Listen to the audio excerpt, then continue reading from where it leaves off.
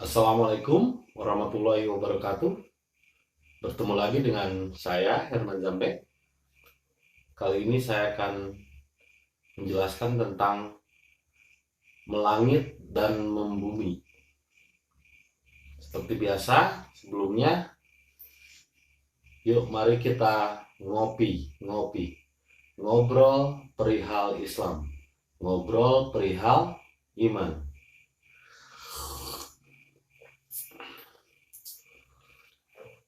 Seperti biasa juga, saya selalu mengatakan untuk bisa mencerna apa yang ingin saya sampaikan ini, kita harus rileks dan tenang.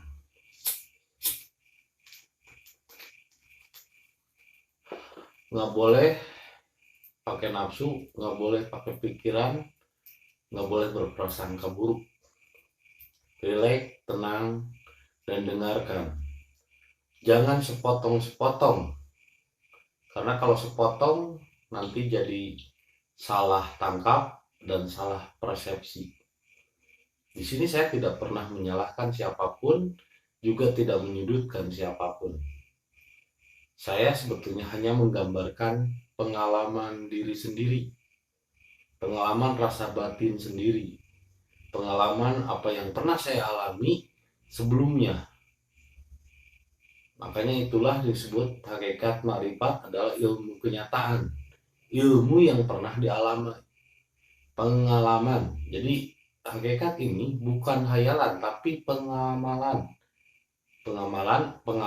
dan pengamalan. Jadi pengalaman dari pengamalan yang pernah kita lakukan, apa yang telah kita perbuat diceritakan. Makanya ilmu rasa ini adalah ilmu yang sejatinya benar, sejatinya Islam karena pernah dirasakan. Dan semua orang saya yakin pernah merasakannya, walaupun berbeda caranya, berbeda kisahnya. Seperti Paida aroda ayah Paida aroda saya ayakullahu kun payakun. Kun payakun di sini kalau seandainya Allah berkehendak, maka jadilah. Nah, makanya ini adalah kunnya ini setiap orang berbeda. Kun payakun.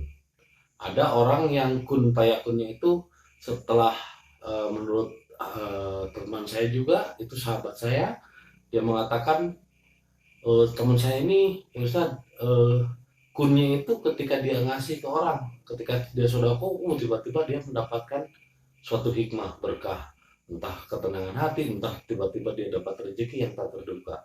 Ada lagi satu lagi, setelah saya jima bersetubuh dengan istri dan lepas perasaan lega, terus sama istri juga akur, tidak terjadi percekcokan. Setelah itu saya merasakan ketenangan batin, ketenangan jiwa saya, dan ada rezeki-rezeki yang tak terduga. Artinya kun setiap orang berbeda-beda, namun intinya sama. Itulah hakikat. Hakikat ini adalah rasa dari pengalaman. Nah, kembali ke poin awal, yaitu antara melangit dan membumi. Nah, hakikat ini adalah membumi karena dia dari langit dulu turun ke bumi. Dari awaludin ma'rifatullah, awal mengenal din adalah ma'rifat dulu, terus turun ke hakikat, turun lagi ke tarekat dan syariat.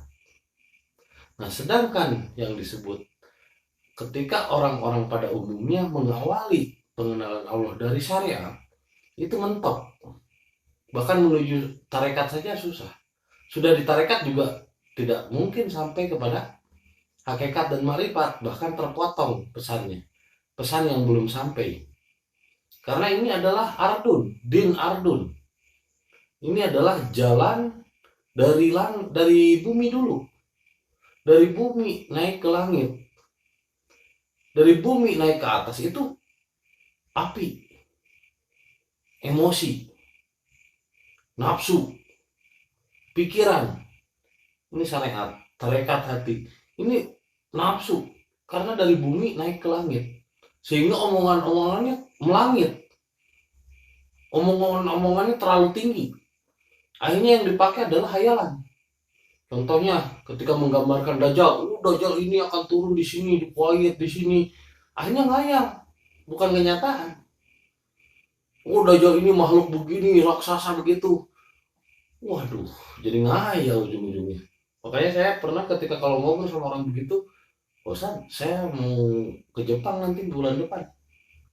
Loh, mau ngapain katanya ke Jepang? Katanya kan mau bantuin Ultraman Taro bunuh para monster.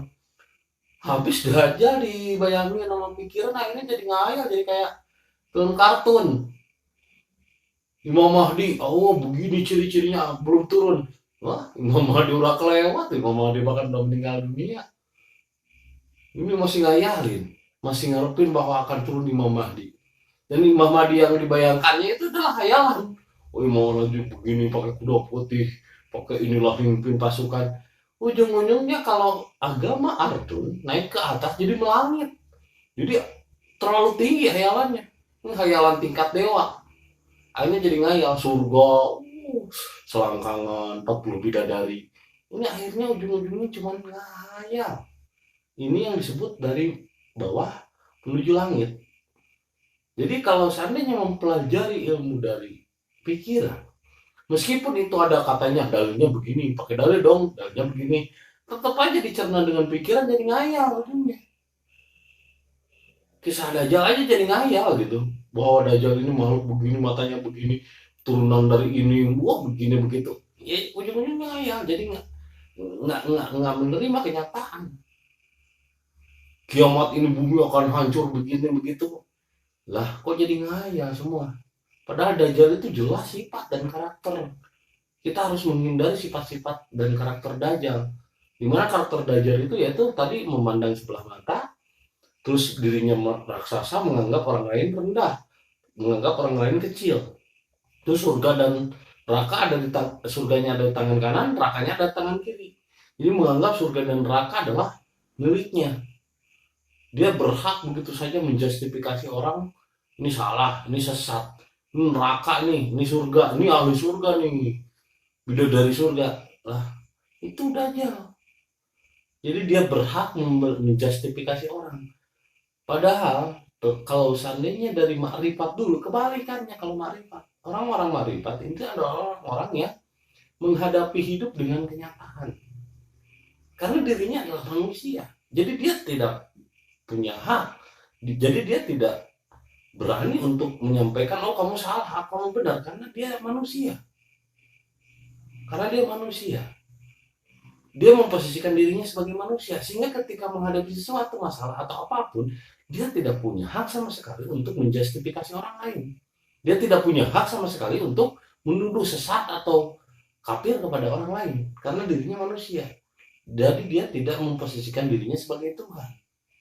Nah, sedangkan orang-orang yang berada di tingkatan syariat yang dari bawah menuju langit itu ngayal, bahkan terlalu tinggi.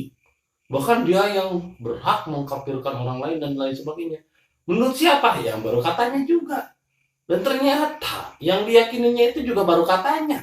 Katanya begini, dalil begitu. Nah, katanya juga itu dalil itu begini-begini. Ya semuanya juga baru katanya. Bukan kenyataan, tapi hayalan. Nah inilah agama Ardun. Inilah yang disebut dengan Din Ardun. Jalan yang dari bumi menuju langit itu api. Api itu kan dari atas, dari bawah ke atas naik. Makanya cepat emosi. Pemilu aja, kalau misalnya, wah pilihan saya kalah nih, wah saya nggak terima, ini licik ini. Nah itu, ngayal ujung-ujungnya. Akhirnya nuduh ke orang, berprasangka buruk.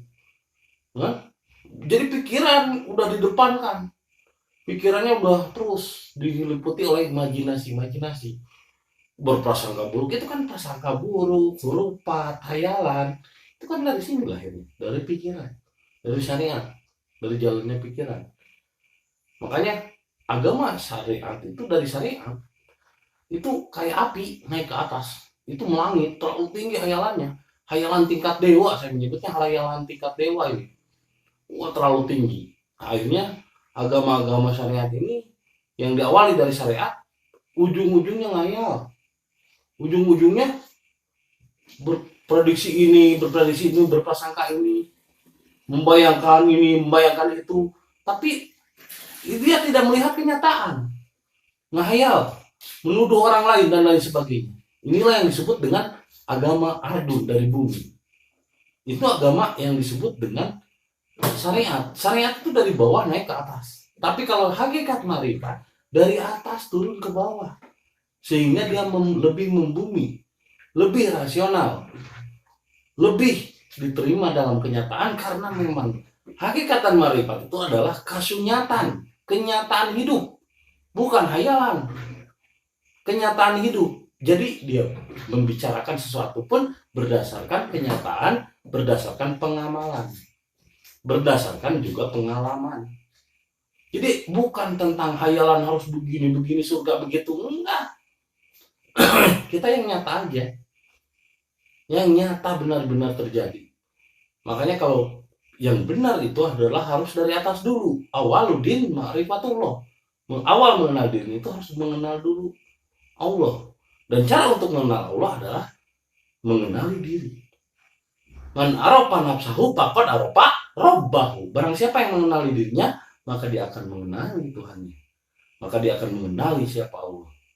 Mengenali diri dulu, nyata. Bagaimana caranya, Bang, untuk berserah diri katanya? Yang terpenting ini yang harus diserahkan. Ini sujudkan. Ini karena ini sifatnya itu melayang terus, ngehayal. Lagi sholat aja, ngayal kemana-mana. Berprasangka ini. Kalau seandainya terus kita dibiarkan, sementara jiwa kita tertidur, kita dibiarkan pikiran terus yang menguasai diri, ini kita akan tersiksa selama hidup kita. Akan terus berprasangka buruk sama orang lain. Akan terus berpikir bahwa wah licik nih, KPU nih licik. Karena apa? Pikiran yang terus melayang-layang dan berprasangka. Coba kalau kita menggunakan rasa. Gunakan rasa. Kenyataan, kita hadapi kenyataan. Menyerahnya itu dengan rasa, bukan dengan ini. Dan simpan pikirannya. Ini sama ketika seperti sholat, berdiri, menyerah, Allahu Akbar. Menyerah. Pikiran itu menyerah. Kalau lagi ditodong kan sama orang, menyerah begini. Angkat tangannya, menyerah. Ya kan? Menyerah sama Allah, Allahu Akbar. Dijaga hatinya juga. Menyerah. Lalu bagaimana menyerah? Ini jangan di kemana-mana, jangan pikirannya di kemana. Makanya istilah di Sunda suka dipakai ikat. Ini ikat itu tujuannya agar pikiran jangan kabur, jangan kemana-mana.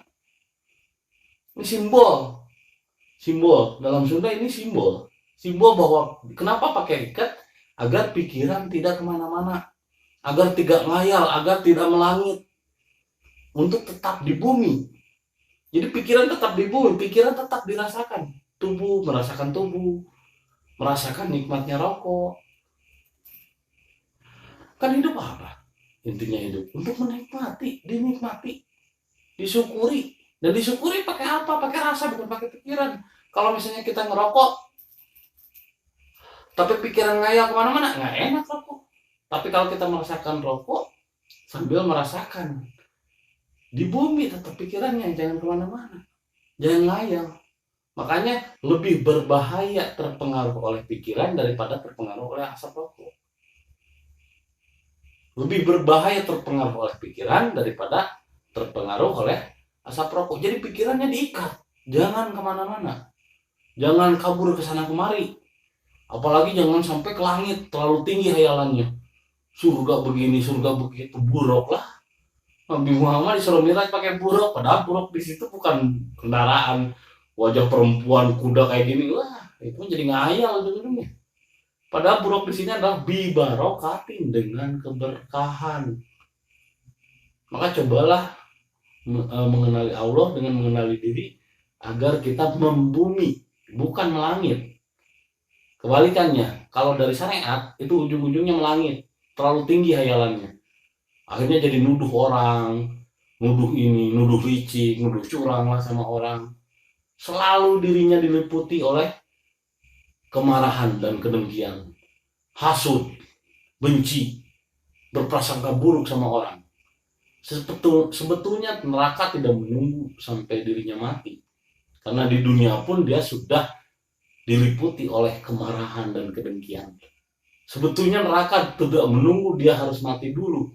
Di dunia pun dia sudah merasakan panasnya pikirannya, panasnya hatinya, sehingga tindakannya selalu anarkis. Dan dakwahnya selalu mengajak orang untuk melakukan anarkis pula. Kemarahan, dengki. Akhirnya orang dibawa kepada kemarahan dan kedengkiannya.